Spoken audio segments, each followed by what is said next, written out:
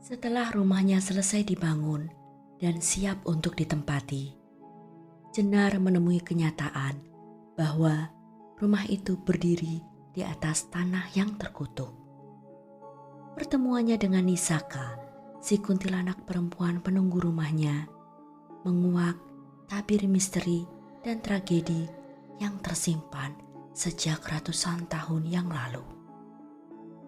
Selain Nisaka, ada juga Luhung, seorang pemuda yang mati akibat fitnah keji yang akhirnya menjadikan pemuda itu sebagai sesosok kuntilanak lelaki yang memburu para pembunuhnya. Peristiwa apakah yang akan menimpa Jenar? Akankah ia mempertahankan rumah itu? Ataukah ia memilih untuk meninggalkan rumah itu begitu saja? Kisah ini sebagian besar adalah pengalaman nyata yang dialami oleh penulis.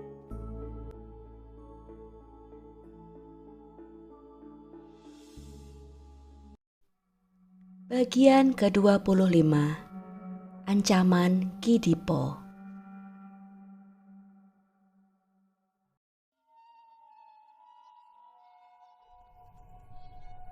Aku masih menginginkan Sulasih menjadi istriku, Empu.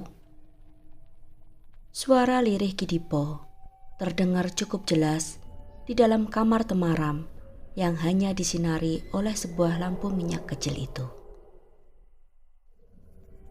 Aroma bunga, dupa, dan kemenyan bercampur baur di dalam kamar itu, menyesakan dada.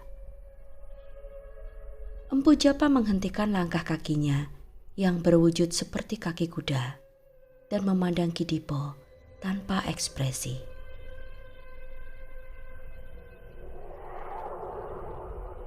Lelaki tua itu menunggu, namun Empu Japa tak kunjung memberikan jawabannya. Apa yang harus kulakukan, Empu? Kidipo mengangkat kepalanya dan memandang wajah makhluk kejadian di hadapannya. Hanya sedetik, lalu ia menunduk lagi. Meski sudah lama berhubungan dengan makhluk itu, namun Kidipo tak pernah berani memandang langsung kepadanya. Sorot mata Empu Japa, sorot mata iblis, terlalu mengerikan untuk ditatap. Kau membangkitkan kembali bocah itu dari kematiannya dengan tujuan untuk membalaskan dendamu pada Bajra. Tentu saja ia tak bisa mengembalikan Sulasih padamu. Bocah itu hanya tahu bagaimana caranya membunuh. Herdik Empu Japa. Kidipo tergeragap. Aku tahu, Empu. Tapi apakah ada cara lain yang harus kulakukan?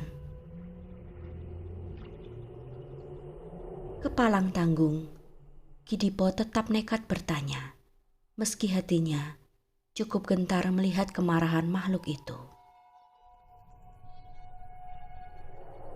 Empu Japa selalu datang dan muncul semaunya. Itulah sebabnya mengapa Kidipo nekat untuk bertanya sekarang, karena ia tak tahu kapan lagi bisa bertemu dengan makhluk itu.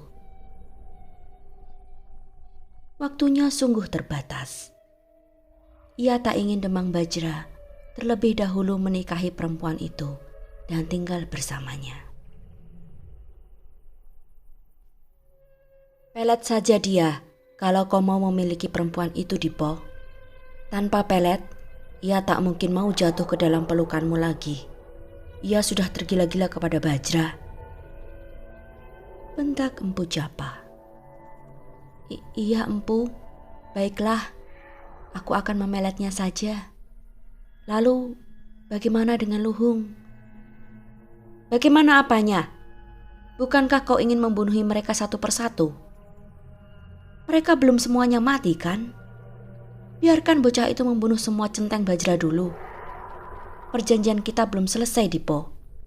Kau belum cukup banyak memberiku persembahan. Tapi Aku ingin segera membunuh Bajra, Empu. Aku ingin segera merebut dan menikahi Sulasih. Tak ada jawaban.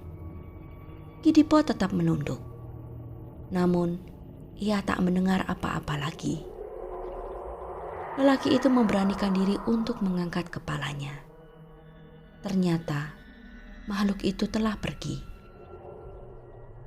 Kidipo memendam amarah dan kejengkelannya. Ia mendengkus kesal dengan jemari tangan yang terkepal kuat di sisi tubuhnya. Nyai Sulasih menelengkan kepala saat mendengar derap kaki kuda menuju ke halaman rumahnya. Senyuman lebar merekah di bibir penuh perempuan itu. Sudah beberapa hari ini, ia menunggu kedatangan lelaki pujaannya, Demang Bajra. Bergegas, ia berganti pakaian, menyemprotkan minyak wangi dan membenahi riasannya. Lalu, setengah berlari menuju ke pintu depan. Ia membuka pintu depan dengan penuh semangat, tepat saat penunggang kuda itu melangkah ke arah pintu. Senyum Nyai Sulasih lenyap seketika. Bukan Demang Bajra yang datang, melainkan si tua bangka, Kidipo. Kedua tangan Nyai Sulasih seketika meraih kedua daun pintu berbentuk kupu tarung itu, hendak menutupnya kembali. Namun, ia kalah cepat. Kidipo sudah merentangkan kedua lengannya untuk menahan daun pintu itu. "Lepaskan, Ki! Untuk apa kau datang lagi kemari?" Hardik Nyai Sulasih dengan jengkel. Kidipo merangsek masuk ke dalam rumah, memaksa Nyai Sulasih untuk mundur. "Aku ingin menagih janjimu untuk menikahiku, Sulasih."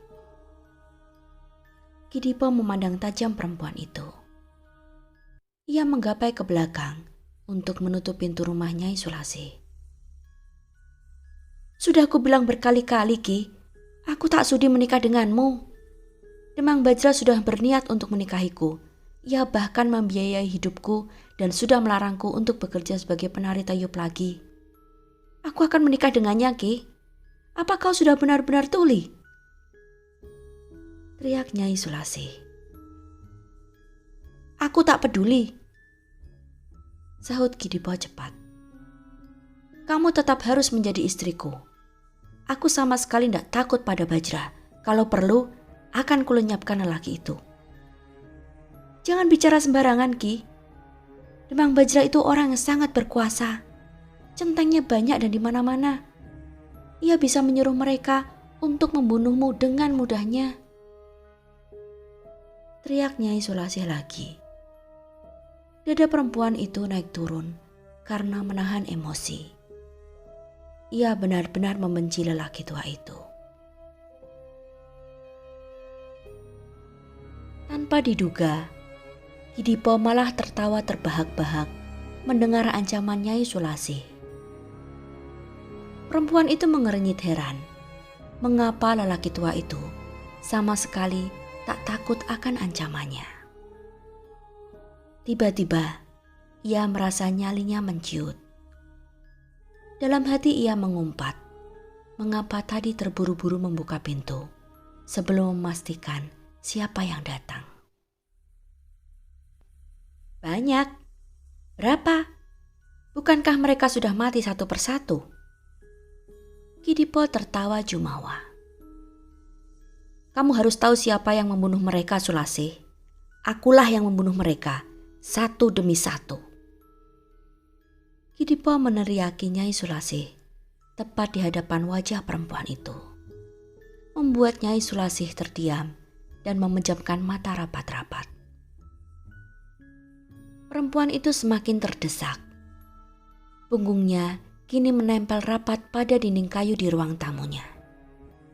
Ia ketakutan, namun otaknya berpikir cepat untuk menemukan cara agar bisa memancing pengakuan dari Kidipo. "Bagaimana caranya kau membunuhi mereka?" Pasti itu cuma bualanmu saja. Tanya Nyai Sulasih sambil mencibir dan memutar bola matanya. Hah, aku tak pernah membual Sulasih. Sergah Kidipo. Lelaki itu menatap tajam mata Nyai Sulasih, membuat perempuan itu membuang pandangan ke arah lain. Aku adalah seorang dukun sakti. Aku bisa menciptakan makhluk apapun untuk kuperintahkan agar menghabisi siapapun. Termasuk si Bajra itu, kalau kamu tidak bisa meninggalkannya. Aku tak perlu turun tangan sendiri untuk menghabisi musuh-musuhku. Bola mata kelabu Kidipo kini tampak berkilat-kilat di dalam rongga matanya yang cekung dan lengkungan alisnya yang mulai memutih. Makhluk apa yang kau ciptakan? Tanya Nyai Sulasih dengan nada datar. Kidipo tampak terkesiap mendengar pertanyaan itu. Ia mulai menyadari mulutnya berbicara terlalu banyak. Tanpa sadar, ia mengatupkan bibirnya yang hitam pucat dan mulai berkeriput. Lelaki itu mundur selangkah, menjauhi Nyai Sulasih. Lalu ia mulai tertawa-tawa. Diam-diam, Nyai Sulasih menghela napas lega. Setidaknya, kini Kidipo tak menghimpitnya lagi. Kamu tidak perlu tahu makhluk apa itu Sulasih. Yang perlu kamu tahu adalah, mulai sekarang, kamu harus menjauhkan diri dan menghindar dari Bajra itu. Atau, kalau tidak, bukan hanya dia yang akan kubunuh, tapi kau juga akan terbunuh. Camkan itu. Nyai Sulasih bergeming menatap ke belakang pundak Kidipo. Ia merasa bahwa Kidipo mulai mengancamnya terang-terangan. Nyai Sulasih mulai berpikir keras bagaimana caranya agar kemarahan lelaki itu mereda dan secepatnya ia hengkang dari rumah ini. Baiklah, aku percaya padamu, Ki. Ujar Nyai Sulasih dengan mengumbar seulah senyum di bibirnya yang terpoles lipen menyala. Pembicaraan kita sudah selesai, bukan? Kini pergilah. Aku sangat lelah dan ingin beristirahat. Nyai Sulasih pura-pura menguap, seolah-olah ia memang sedang sangat mengantuk. Aku tak datang ke sini dengan tanpa tujuan, Sulasih. Sergah Kidipo. Nyai Sulasih memalingkan kepalanya dengan tatapan jenuh, memandang wajah Kidipo. Mau apa lagi, Ki? Tanyanya bosan. Aku mau kau menjadi istriku. Bentak Kidipo. Iya, baiklah kalau itu maumu. Aku akan menjadi istrimu. Balas Nyai Sulasih dengan menahan kegeraman. Buktikan, balikan tubuhmu. Perintah Kidipo. Dengan patuh, Nyai Sulasih berbalik menghadap ke dinding.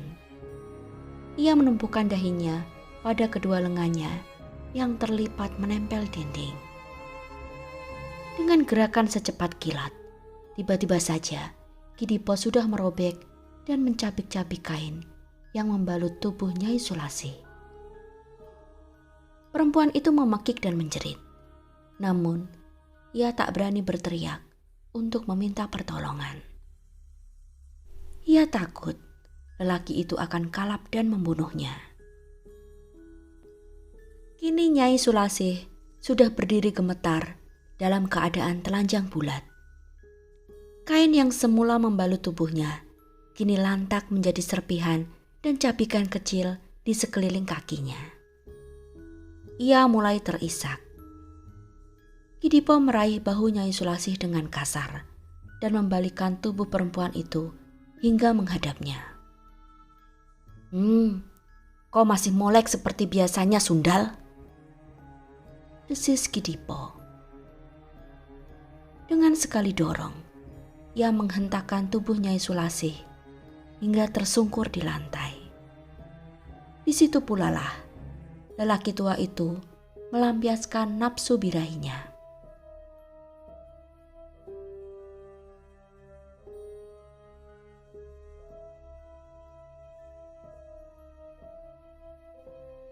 Kisah ini akan berlanjut ke bagian ke-26.